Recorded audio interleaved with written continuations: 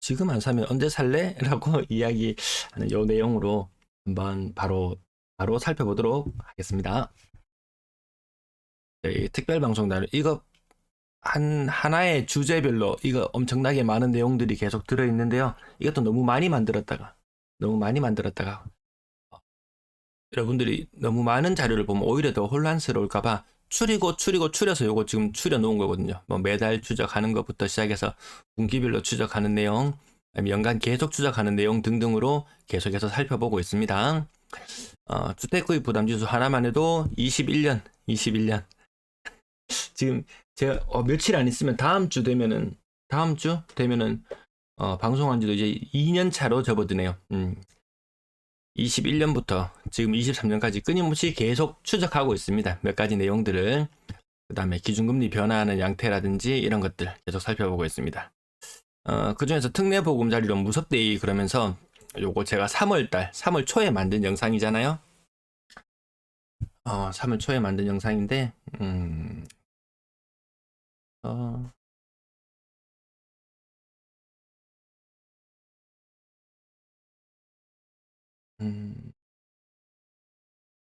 음.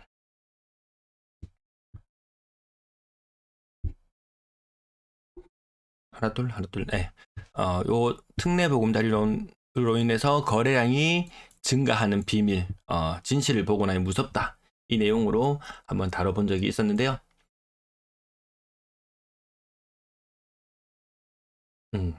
요렇게 계산 막 얄궂게 계산 많이 했죠. 계산 계속하면서 어떻게 거래량이 늘어나는지 요 비밀들, 요것들에 대해서 파헤쳐 봤는데 이게 우리가 접하는 언론에서 이야기해주는 그 내용들만 따라가면은 좀 착오가 생깁니다. 이 특례보금자리 수장기에 나왔을 때 언론에서 대대적으로 떠들었던 것은 신청액 기준. 신청액 중에서 한 30% 정도는 까였죠. 네, 그래서 유효 신청액이 따로 나오고 유효 신청액이 나오기 이전에 추정하던 그런 내용들도 있었습니다. 네, 그래서 거래량 3월 달에 벌써 거래량이 그 이전부터 이거 제가 이때 자료를 만들었다는 것은 그 이전부터 계속 이런 부분에 변화가 생기겠구나 그런 모습들. 이때 한창 재벌집 막내 재밌게 보던 그 무렵이었던 것 같네요. 그래서 매수 적기가 언제냐라고 이거 알아보려고 했을 때 주택 구입 부담 지수 끊임없이 추적해 나오는 과정 속에서 그러면 언제가 가장 좋을까? 빨간색이 대구를 나타내는 선이거든요. 2004년부터니까 지난 20년간 추적해온 결과 그 평균선을 하회하는 아래쪽 지점이 항상 늘상 좋은 포인트였나? 좋은 포인트였나? 이런 포인트들이 있잖아요. 대구는 아마 요때 2009년에서 12년 아마 요맘때쯤이 그 평균을 하회하는 선이었잖아요. 요 평균을 하회하는 선 구간에 있을 때 집 사기 좋았다. 그럼 2020년도에 집 비쌌는데 왜 이렇게 이 지수가 아래로 내려와 있지? 이때가 집 사기 좋을 때였나? 아니었던 것 같은데? 근데 집 사기 좋을 때로 바뀌었죠. 왜? 왜 집 사기 좋을 때로 바뀌었나요? 금리가 거의 기준금리 기준으로 거의 제로 금리 수준에 가까운 정도 수준으로 내려와 있고 시중금리도 싼 것은 2% 초반까지도 가능한 그런 시절이 되면서 집 사기 좋은 시절로 일시적으로 바뀌었었다가 금리가 치솟으면서 상대적으로 집값은 덜 떨어지면서 주택 구입 부담 지수는 평균치를 상회하는 모습을 나타냈어요. 그래서 제가 이 차트들을 계속 분석해 나오면서 언제가 집 사기 제일 좋은 시기일까? 최하단을 60을 목표로 잡았습니다. 근데 이번 2분기에 발표된 주택 구입 부담 지수를 보면 한 62 정도 될 거예요. 아주 집 사기 아주 좋은 시기로 비춰집니다. 아직도 집 안 사고 있습니까? 집 사야죠. 라고 이렇게 이야기할 수 있겠지만 이 자료에도 어떤 맹점이 있다라는 부분들을 수차례 말씀을 드린 부분이 있었습니다. 이 차트만 보면 딱 정확하게 지금 살 시점 아닌가요? 아름답지 않나요, 지금? 평균을 딱 하회해서 목표했던 지점에 도달했다. 목표를 포착했다. 네, 강사님 반갑습니다. 요거 하고 나서 그 다음에 일일 브리핑 내용으로 바로 넘어가도록 하겠습니다. 그래서 여기에 나오는 데이터들을 매번 추적해 나갑니다. 요 공식은 단순합니다. 요거는 어디에서 볼 수 있냐 하면은 제가 오늘 차트를 너무 자료를 너무 많이 준비해 놔서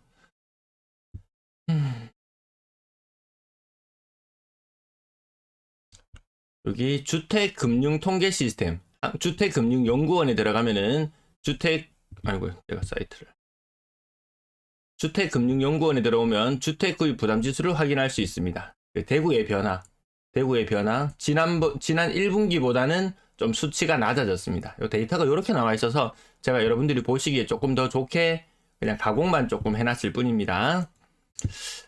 그래서 그 숫자들 여기 나오는 공식이 아주 단순합니다. 주택구입 부담지수 어떻게 계산하면 되는가? 단순해요. 몇 가지 안 들어가면 됩니다.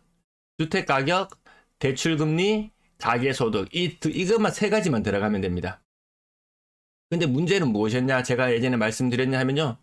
주택구입, 주택가격, 한국부동산원에서 주택시세의 중간가격을 알려줍니다. 그러면 그냥 이 자료도 그저 얻어지는 것이 아니고 한국부동산원에 들어가면 이쪽에 공동주택 실거래 가격 지수로 들어가시면은 요 아파트 가격 중에서도 여기 중위 가격, 중간 가격 같은 의미로 쓰이잖아요. 요 가격들을 살펴볼 수 있습니다. 대구의 중위 가격은 지금 뭐 3억 8천 정도 수준으로 나타나고 있습니다. 요 자료들을 쭉 추적하고 활용하거든요. 근데 문제는 뭐냐? 중위 가격, 대구의 중위 가격 보시면은 한 3억 8천 정도 된다고 나옵니다. 근데 저는 건당 거래대금 나타내는 거 있죠. 요거는 요 수치는 제가 구하는 것은 요건 평균 가격이거든요. 근데 실제로 거래되고 있는 평균 가격, 네, 그 수치를 나타낸 것이고요. 이 평균 가격보다 중위 가격이 더 높네. 근데 보통 1등부터 100등까지 줄을 세워 놓으면은 여기 한 50등 정도 되는 자리가 여기가 중위죠. 중위라고 말하죠. 그럼 평균은 비싼 아파트들이 워낙 비싸기 때문에 평균은 이쪽으로 좀 더 당겨집니다. 평균 가격은 상위 30% 정도가 이 정도에 머무른다. 이렇게 보시는 게 일반적으로 뭐 평균이나 중위를 이야기할 때 그 모습이라고 할 수 있거든요.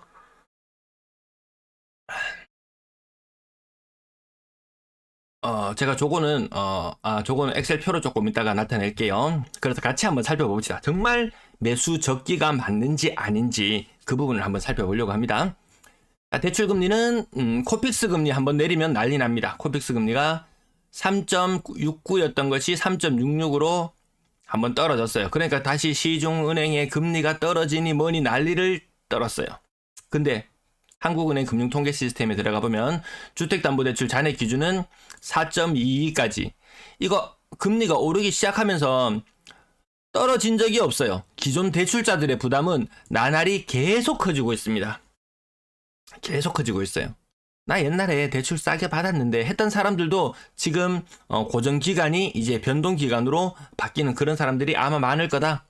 그 부분도 아마 과거에 나는 금리 낮을 때 집 샀는데 괜찮아 했던 사람들의 그 5년 차, 5년 고정 이후 변동, 그 5년 고정이 시기가 5년 고정의 만기가 도래하면서 변동으로 바뀌는 시기가 순차적으로 도래하고 있다. 과거에 집 살 때 부담이 적었던 것 같지만 지금 다시 5년이 지나고 보니까 부담이 높아지더라. 5년 고정이 아니고 3년 고정인 사람, 1년 고정인 사람, 각양각색의 사람들이 다 있습니다. 그 사람들이 다시 지금 고금리의 물살을 함께 타고 가고 있다. 기존 대출자의 부담은 계속 커졌고요. 신규 주택자의 부담도 4.8까지 올라갈 때가 있었어요. 이때가 정말 헬이었죠.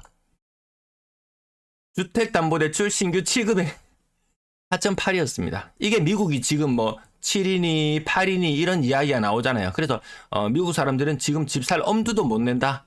이런 식인데 우리는 4.8까지 올라왔을 때 집 살 엄두도 못 내던 그런 시기였죠. 그게 지금 정책적으로 계속 억누르면서 신규 주담대 금리는 계속 떨어지고 기존 대출자들의 금리는 계속 올라가고 좀 아이러니한 상황이 계속 연출되고 있습니다. 이제 일일 브리핑 제가 내용으로 들어가기 전에 우리 주택구입 부담 지수를 한번 계산해 봅시다.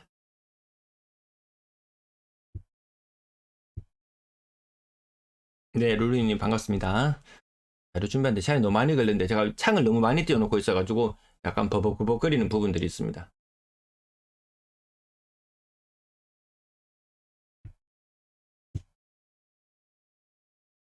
자, 주택구입 부담지수 계속 추적해 나오고 있는데요.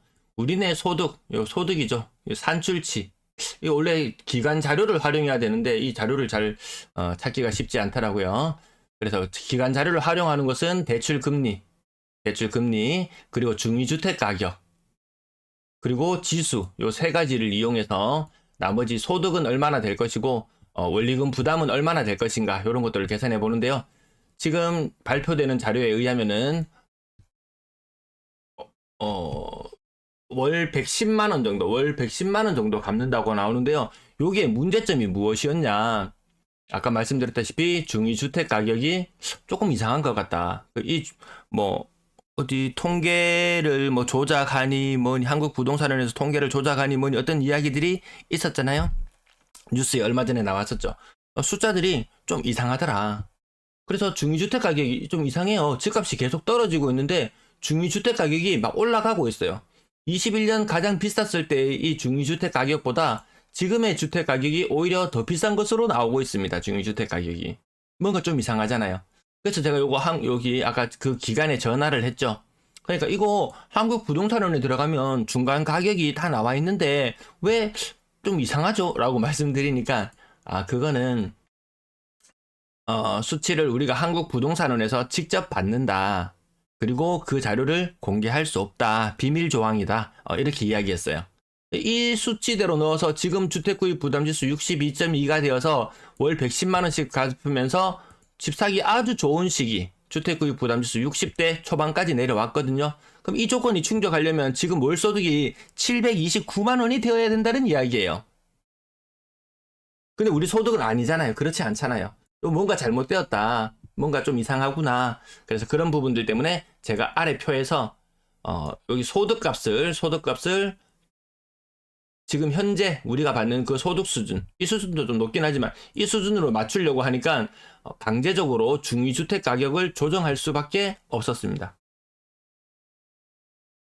중위주택 가격을 2억 7천만 원 정도 수준으로 조정했어요. 그럼 이 수준은 어느 수준이냐? 요거 제가 아주 오래전에 만들어 놓은 표입니다.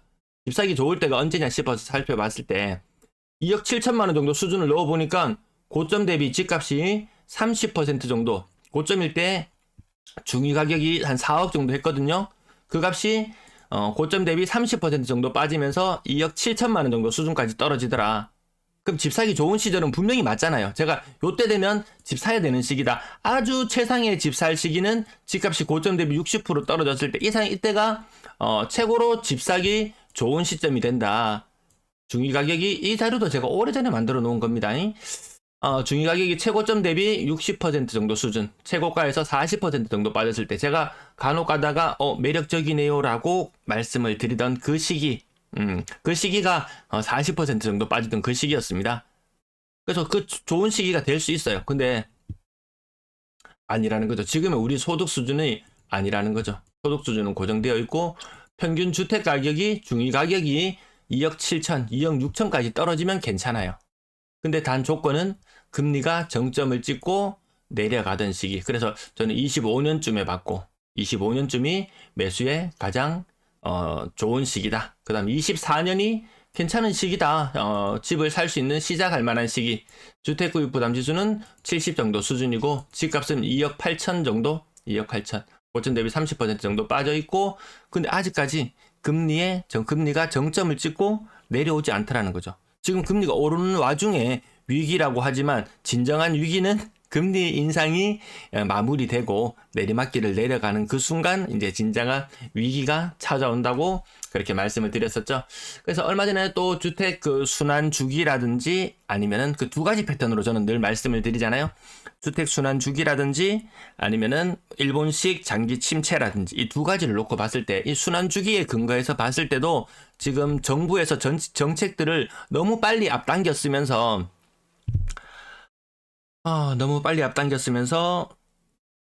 좀 시기적으로 좀 혼선을 불러일으키는 그런 경향이 있죠. 지금 특례빨이 끝나고 난 이후에 이제 진정한 변화가 나타날 텐데요. 뭐 그때 되면 이제 아마 그래서 제가 매수 시기는 과거에는 24년도 요때로 봤다면 이게 한 해씩 지금 원래 한 해 24년에 나와야 총선을 앞두고 나와 줘야 될 정책들이나 이런 모든 것들이 23년도에 다 땡겨 써버렸죠. 왜 무리하게 공급을 하려고 하니까 270만 뭐 그 이상 거의 300만 가까운 신규 공급을 하려고 하다 보니까 좀 무리수를 많이 뒀다 정책적으로. 그래서 이 매수 시기라든 것이 한 단계 더 뒤로 이어낼 수도 있겠다.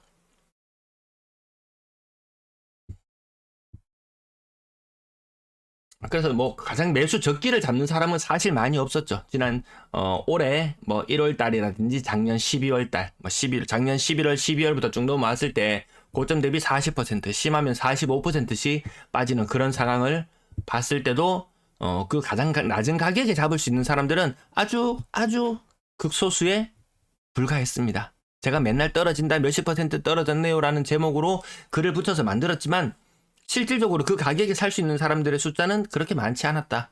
물론 그 가격보다 더 낮은 물건의 호가도 나와 있었지만 사람들의 손이 선뜻 나가진 않았다. 그래서 이 매수를 할에 있어서도 나는 가격을 보고 정할 것이다. 내 마음을 정할 것이다. 그런 것도 특별 영상들이 과거에 다 남아 있는데요. 계속 했던 얘기 또 하고 또 할 수가 없어서. 그래서 가격을 보고 정할 것인가? 아니면 거래량의 변화를 보고 진정한 시장의 변화가 느껴질 때 할 것인가? 또 한 가지가 더 있었는데 아무튼 그 여러 가지 관점 중에서 자기만의 뭔가가 있어야 되죠. 계속 분위기에 휩쓸려 다니기만 하면은 이 선택을 하기가 어렵다. 그리고 선택의 순간에 왔을 때는 최대한 단순하게 해야지 결정할 수 있지. 너무 많은 것을 생각하면은 또 결정을 내리기가 힘들어 보이기도 하더라고요.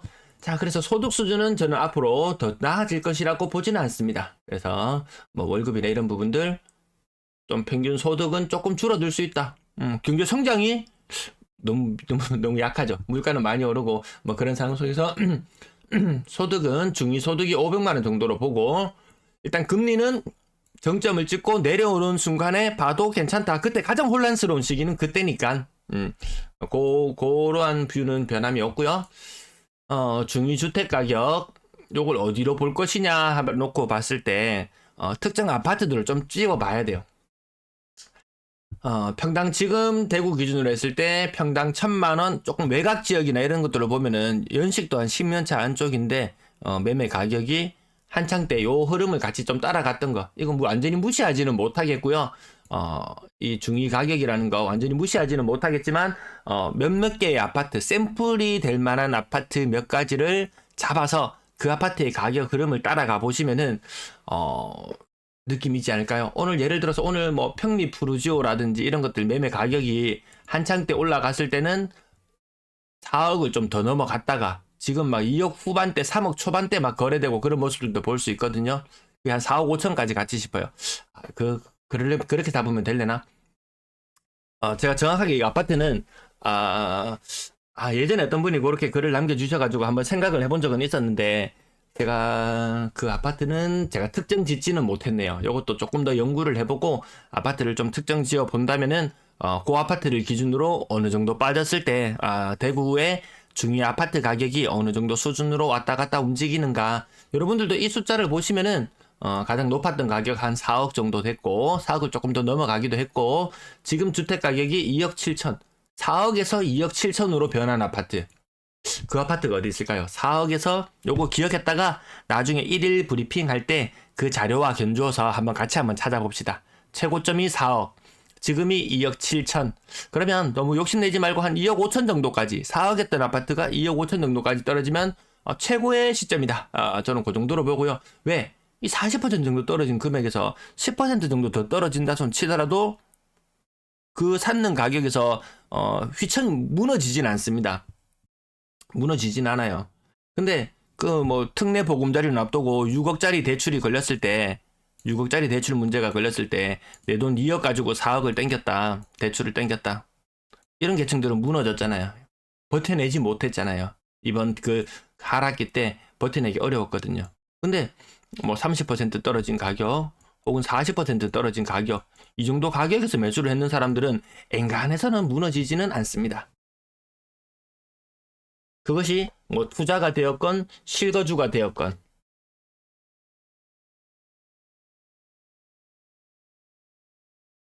네, 트레비스님 감사합니다. 요거 생각보다 따라오기가 쉽지는 않을 수도 있겠지만, 이 자료를 놓고도 정말 많이 들받아보고 고민하고 하던 내용들인데요. 루루님, 네, 중위주택 가격 2억 6천. 좀 이따가 같이 한번 찾아보도록 할게요. 어쨌든 요런 자료들 참고가 되시길 바라겠습니다. 뭐 다른 지역들도 차트를 한번 보시면은 요건 아까 제가 보여드렸죠.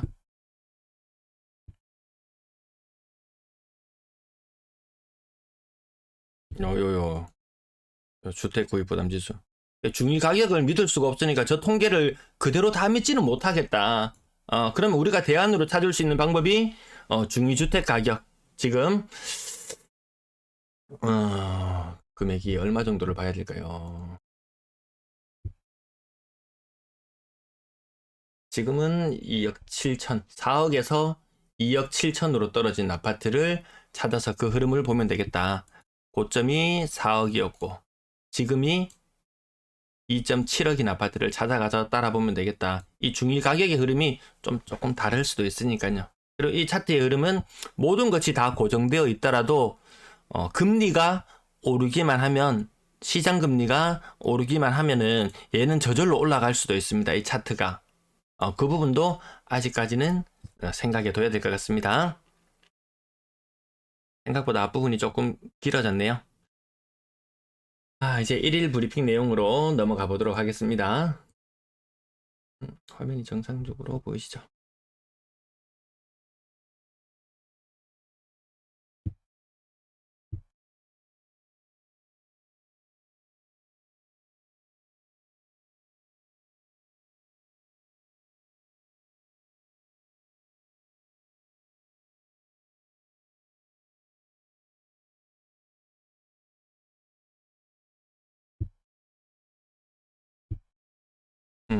전세, 요 화면이 지금 여러분들한테 나타나 버렸군요. 요 전세 금액 하나 구하는 것도 그 은행 그 시스템, 통계 시스템에 들어가서 보면은 전세자금 대출 금리가 싸구나. 생각보다 최저금리가 싸구나. 4% 초반, 3% 후반, 3% 중후반, 기준금리가 3.5%인데요. 물론 이런 것들은 뭐 보시면 아시겠지만 나오는 게 뭐 서울보증공사, 주택금융공사 이런 조금 혜택을 볼 수 있는 이런 금리들 있잖아요. 이런 것들이 있으니까 와, 지금 생각보다 전세 가격이 잘 버텨주는구나 라고 그렇게 볼 수 있겠죠. 조금 혼란스럽습니다. 사실 지금 기준금리 3.5%에 신용대출 받으려면은 5%짜리 신용대출 받을 수 있는 사람 많이 없죠. 5% 후반, 6%, 그 이전에 받은 사람들은 아직 계속 웬만하면 신용대출은 변동이기 때문에 바로바로 체감을 하시겠죠. 아무튼 생각보다 이 평균 전세 금액이 낮다는 것이 좀 의아합니다. 요것이 집값을 떠받치는 또 하나의 힘이 되고 있다 라고 말씀드리면서 다 나가시죠. 지금이 매수 적기